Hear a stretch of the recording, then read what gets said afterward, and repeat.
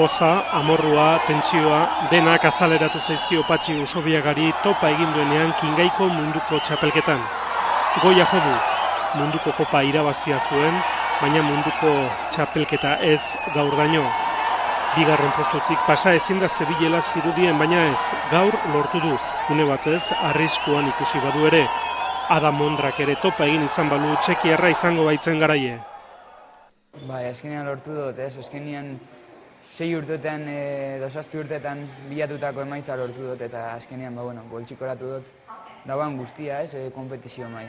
Niretako izan da perfektua, eskala dut sekula moduan, realmente oso gustora sentiu naiz, eta dan eman dut, eta uste dut, bai alde guztixetatik, uste dut azpimarratzeko dela hori, eskala dutela sekula moduan oso fluido, eta naiz da finala izan da munduko txapelketako finala izan, presiñok idiarrian gozatu detela, eta hori garri dut, beti gora, sentiu dut ondo nijula, eta gora iritsi nahi zenean, egisa esan uste neban berriz beba muntz bat egiten gozala, nahi da finalain bigarrengo postuaz, bururapen hori neka, baina azkenean lortu dut eta sorte apur batekin bebai.